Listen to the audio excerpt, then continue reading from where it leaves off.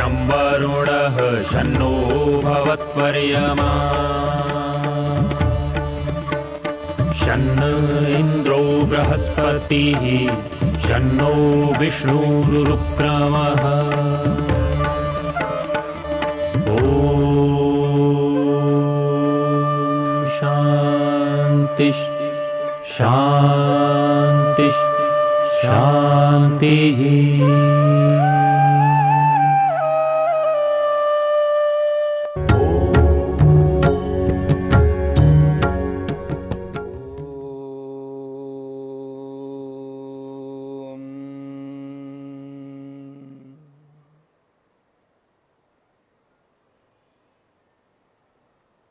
वैराग्य, वैराग्य को लेकर के हम विचार कर रहे हैं। जो वैराग्यवान व्यक्ति है वह व्यक्ति कभी भी किसी को भी किसी भी प्रकार का कोई दुख नहीं दे सकता।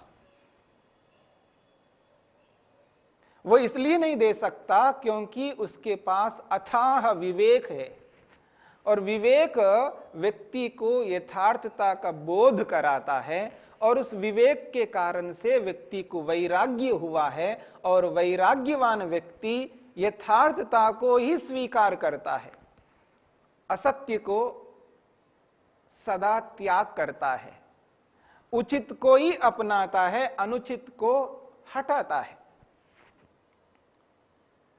जो सत्य है उसको पकड़ता है, उसको कभी त्याग नहीं करता, और जो असत्य है उसको त्याग करता है, कभी अपनाता नहीं। यह वैराग्यवान का लक्षण है। वो कैसे दूसरों को दुख दे सकता है?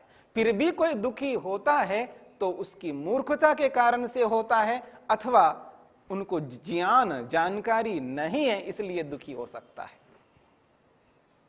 इसलिए जो कोई भी व्यक्ति वैराग्यवान है वो कभी भी अपने कर्तव्यों का त्याग नहीं करता, अपने कर्तव्यों से पलायन कभी नहीं करता। इसलिए वैराग्य को समझने का प्रयत्न करना। वैराग्य संसार में सर्वोत्कृष्ट कार्य है, इससे उत्कृष्ट संसार में और कोई कार्य नहीं है। और वैराग्यवान व्यक्ति सदा दो ही काम करता है, पाप को त्याग करता है, पकड़ता कभी नहीं, पुण्य को ही करता है, उसको त्याग कभी नहीं करता। तो जहां जहां जिस जिस दिशा में जो जो कार्य वैराग्यवान व्यक्ति करता है उसके पीछे ये दो ही काम हैं, पकड़ना त्यागना, पकड़ना त्यागना। त्यागने का नाम वैराग्य है और पकड़ने का नाम वैराग्य है। इसलिए उचित को और अनुचित को बताने वाला जो विवेक है, वो विवेक जिसके पास नहीं है उसको कभी वैराग्य नहीं हो सकता। और जिस स्तर का वैराग्य योग ने स्वीकार किया है वैसा वैराग्य तो संसार में विरले को, कोई विरला ही होता है, उसको प्राप्त होता है। हजारों में नहीं, लाखों में नहीं, करोड़ों में नहीं, अरबों में से किसी एक विरले को यह वैराग्य प्राप्त होता है। वैराग्य एक बहुत ऊंचा कार्य है। इस वैराग्य को लेकर के भ्रांति में नहीं रहना। हर किसी को, जो कोई भी घर त्याग करके जाता हो और लाल पीले कपड़े पहन ले और वो वैराग्यवान हो जाए, ये कभी संभव नहीं है। ऐसे तो संसार में अनगिनत है। वो सब वैराग्यवान हो, वो सब विवेकी हो, उनके पास विवेक हो, उचित और अनुचित को वो पहचानते हो, उनके पास पदार्थ विद्या हो, ज्ञान विज्ञान हो, शास्त्रों को पढ़े हुए हो अथवा शास्त्रों को जिन्होंने सुना हो, उसके आधार पर पदार्थ को पदार्थ के रूप में जाना हो, ऐसा कोई कोई विरला ही होता है, कोई कोई होता है। वैराग्यवान बनना कोई खेल नहीं है। मोह को, मूर्खता को त्याग करना कोई छोटी मोटी बात नहीं है। बहुत विशेष बात है। यूं तो शब्दों का ज्ञान बहुत लोगों के पास हो सकता है, शब्द विद्या तो हो सकती है, पर उस शब्द विद्या को जानकर समझ करके उसको धरती पे उतारना, अपने जीवन में उतारना, उचित को उचित शब्दों के माध्यम से जान करके उस उचित को पकड़े रखना और अनुचित को अनुचित जानकर समझकर उसको त्याग किए रखना, ये कोई कोई विरला ही करता है। दिमाग में बहुत सारे शब्द हो सकते हैं। विद्या दो प्रकार की होती है, एक शब्द विद्या, और उस शब्द विद्या को जानकर समझकर जब व्यक्ति अपने मन में बिठाता है और तदनुरूप करता है, उस स्थिति में उसका विवेक और उसका वैराग्य काम कर रहा होता है। और ऐसा तो दुनिया में कोई कोई करता है, कोई विरला ही हो सकता है। इसलिए इस बात को समझना होगा कि ये जो वैराग्य है वो वैराग्य क्या है, और जिस वैराग्य को लेकर के दुनिया में जो भ्रांति हो रही है उस भ्रांति को समझना है।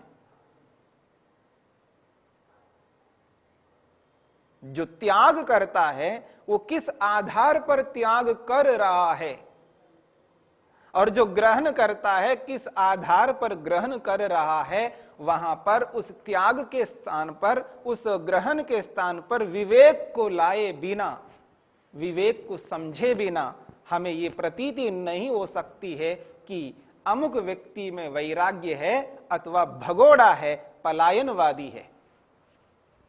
इस बात को यथार्थ रूप में समझना होगा। केवल अपने मन की बात मान लिया, बिना प्रमाण के मान लिया, बिना मानक के, बिना कसौटी के हमने उसको स्वीकार कर लिया, हां ये वास्तव में वैराग्यवान है क्योंकि इसने घर छोड़ा, क्योंकि इसने लाल कपड़े पीले कपड़े पहन लिया। ये तो एक चिन्ह है, पहचानने के एक साधन है, यूनिफॉर्म है, और यूनिफॉर्म को तो कोई भी पहन सकता है। कोई पुलिस के ड्रेस को, मिलिट्री के ड्रेस को कोई पहनने मात्र से वो पुलिस वाला या मिलिट्री मैन नहीं बन सकता। उसके लिए वो योग्यता होनी चाहिए, वो आधार होना चाहिए, वो अनुभव होना चाहिए उसके पास में, उसका पुरुषार्थ वहां पर होना चाहिए। इसलिए वैराग्य बिना विवेक के प्राप्त कभी नहीं हो सकता, और अथाह विवेक होगा तब प्राप्त होगा। अथाह साध्य ईश्वर क्या है, उस ईश्वर के रूप में, यथार्थ रूप में जाना हुआ हो। मैं एक साधक हूं, ईश्वर से, साध्य से अलग साधक हूं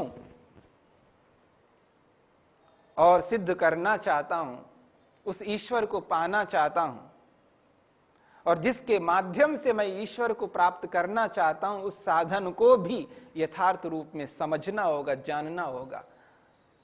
और जिस लक्ष्य को मैं पाना चाहता हूं, उस लक्ष्य के लिए उपयुक्त साधन, यथार्थ साधन कौन सा है, इसका बोध मेरे को होना पड़ेगा, मेरे को रखना पड़ेगा।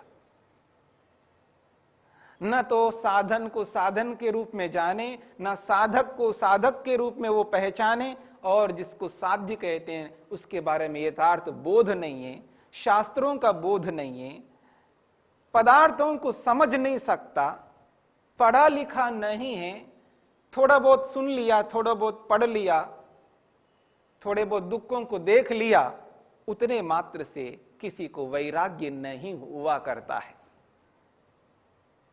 जन्म जन्मांतरों का पुरुषार्थ होता है। जैसे कोई व्यक्ति किसी उच्च स्थान को प्राप्त करता है तो उसके लिए उसका जीवन लगता है, तब जाकर के वो बहुत बड़ा आदमी बनता है। और संसार में ईश्वर को प्राप्त करना, अपने मन को अपने नियंत्रण में रखना, स्वयं को अपने काबू में रखना कोई खेल नहीं है। ये हर कोई व्यक्ति नहीं कर सकता। उसके लिए कितना विवेक होना चाहिए, इस बात को समझना पड़ता है, जानना पड़ता है। इसलिए इस वैराग्य को पहचानो। वैराग्यवान बनना दुनिया का सर्वोत्कृष्ट श्रेष्ठ कार्य है। इससे उत्कृष्ट कार्य और कोई नहीं हो सकता, क्योंकि जो व्यक्ति वैराग्य को प्राप्त होता है उसके पास अथाह विवेक होता है, परंतु वो विवेक किस प्रकार का हो यह समझने का प्रयत्न करना। किसी के पास केवल जड़ पदार्थों का बोध है, विवेक है, उसको वैराग्य नहीं प्राप्त हो सकता। मेरी बात को समझने का प्रयत्न करना। मैं कह रहा हूं, जिस व्यक्ति के पास केवल मेटीरियलिस्टिक के बारे में, मेटीरियलिस्टिक बन करके भौतिक पदार्थों को जानता है, केवल भौतिक पदार्थों को ही जानता है, जड़ पदार्थों को जानता है, नॉन लिविंग थिंग को जानता है, वो स्वयं मेटीरियलिस्टिक है, वो भौतिकवादी है और केवल भौतिक पदार्थों को जानता है, चेतन को नहीं जानता है, उस व्यक्ति को वैराग्य नहीं हो सकता। वो कितना ही बड़ा वैज्ञानिक हो, कितना ही बड़ा वैज्ञानिक हो, योग के अनुसार, योग दर्शन के अनुसार, महर्षि पतंजलि के अनुसार, महर्षि वेद व्यास के अनुसार ऐसे व्यक्ति को वैराग्य कभी नहीं हो सकता। और एक बात, जो व्यक्ति केवल आत्मा परमात्मा में बैठा हुआ है, आत्मा परमात्मा के विषय में जानता हो और उसको भौतिक पदार्थ के बारे में बोध नहीं है, ज्ञान नहीं है, वो जितना जानता है हमें पता नहीं, लेकिन आत्मा परमात्मा कहता रहता है, अपने आप को आध्यात्मिक कहता रहता है। यदि उस व्यक्ति के पास भौतिक विद्या नहीं है, भौतिक ज्ञान को नहीं जानता है, भौतिक पदार्थों के बारे में जिसको विवेक नहीं है, उस व्यक्ति को कभी वैराग्य नहीं हो सकता। दोनों ही पक्षों को समझना होगा। वैराग्य के लिए जहां भौतिक ज्ञान विज्ञान की आवश्यकता है, भौतिक पदार्थ को समझने की आवश्यकता है, वहां अध्यात्म में रहने वाले उन पदार्थों को, अध्यात्म विद्या जिन जिन पदार्थों को कह रही है, उन पदार्थों का भी बोध विवेक हो रखना पड़ेगा। इसलिए वेद भी यही बात कहता है। वेद कहता है कि भौतिक ज्ञान विज्ञान और आध्यात्मिक ज्ञान विज्ञान, आत्मा परमात्मा से संबंधित जो ज्ञान विज्ञान है और भौतिक पदार्थों से संबंधित जो ज्ञान विज्ञान है, इनका यथार्थ विवेक जिस व्यक्ति में है, उस व्यक्ति को वैराग्य प्राप्त हो सकता है। केवल भौतिकवादी को वैराग्य नहीं प्राप्त हो सकता, केवल अध्यात्मवादी को वैराग्य प्राप्त नहीं हो सकता। दोनों की जानकारी उस व्यक्ति को चाहिए। पदार्थ विद्या को पदार्थ के रूप में जाने। इसका अर्थ है जो भौतिक पदार्थ है, भौतिक पदार्थ जो भी है, उनका कारण क्या है, उनके कारणों को यथार्थ रूप में समझना होगा। बिना उन कारणों को यथार्थ रूप में जाने व्यक्ति वैराग्य को प्राप्त नहीं हो सकता। और स्वयं आत्मा के बारे में यदि नहीं जानता है, उसको वैराग्य नहीं हो सकता। और आत्मा और भौतिक पदार्थ, इन दोनों के साथ साथ जिसको पाना चाहते हैं, जो चाह है हमारे में, जो इच्छा है, जो तमन्ना है, जो अभिलाषा है, जिस सुख के लिए हम मेहनत कर रहे हैं, पुरुषार्थ कर रहे हैं, उस सुख को देने वाले परमपिता परमेश्वर को भी यथार्थ रूप में विवेक उत्पन्न करना होगा। ये जो वैराग्य है, ये वैराग्य इन तीनों के बारे में यथार्थ बोध रखने वाले को ही मिलता है। इसलिए उसको स्पष्ट पता लगता है, संसार में जो जो सुख दिखाई देता है, उस सुख के अंदर वो प्रवेश करके देख चुका होता है, उसका विवेक किया हुआ होता है। देख, ये जो सुख है जो मेरे सामने है, ये जो भौतिक सुख है, सुख दिखाई दे रहा है, वास्तव में इस सुख के अंदर दुख मिला हुआ है। ये जो विवेक किसी व्यक्ति को होता है, वो व्यक्ति वैराग्य को प्राप्त कर सकता है।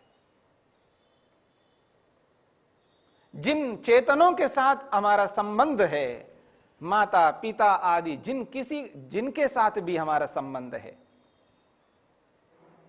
वो जो चेतन है वो सदा मेरे साथ रहने वाले नहीं है।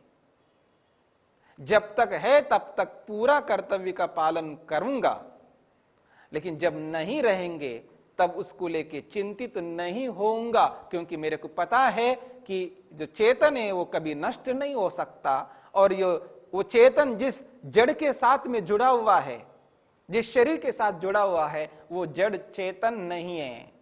वो जड़ है और उत्पन्न हुआ है, वो कभी ना कभी जाएगा, नष्ट होगा, इसलिए उसको दुख कभी नहीं होता है।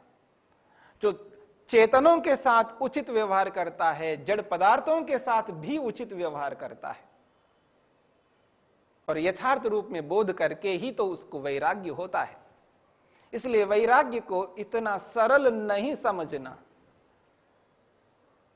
सारा जीवन लगाना हो तो भी कम है, और एक जन्म में नहीं, न जाने कितने जन्मों में जाकर के उस स्थिति में हम पहुंच सकते हैं।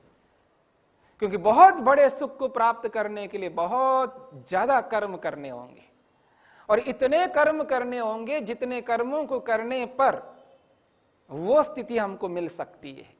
कितना पुरुषार्थ करना होगा। इसलिए वैराग्य जो है ये थोड़ा बहुत मेहनत पुरुषार्थ से प्राप्त होने वाला नहीं है। ये कोई ओलंपिक खेल जैसा नहीं है, ये विश्व प्रसिद्ध वक्ता बनने जैसा नहीं है, ये एक बहुत बड़े लेखक बनने जैसा नहीं है, एक बहुत बड़ा धनवान बनने जैसा नहीं है। इसके लिए बहुत ज्यादा विवेक की आवश्यकता है।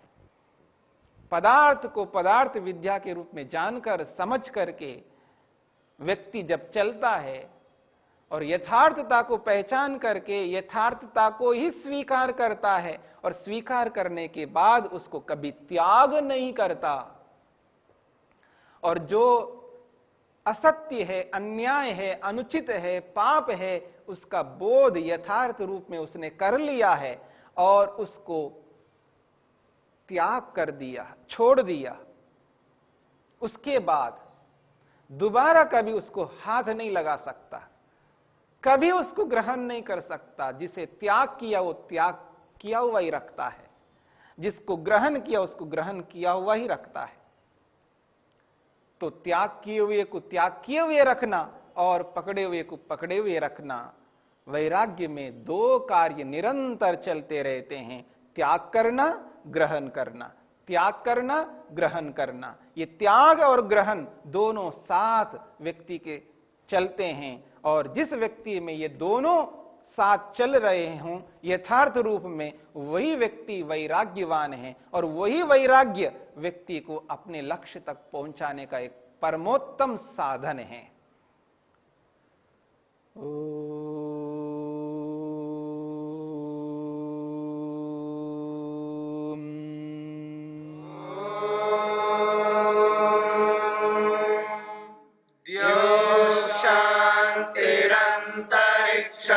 शांति पृथिवी शांतिरापः शांतिरोषधयः शांतिः वनस्पतयः शांतिर्विश्वे देवा शांतिर्ब्रह्म शांति सर्वं शांति शांतिरेव शांति क्षमा शांतिरेधि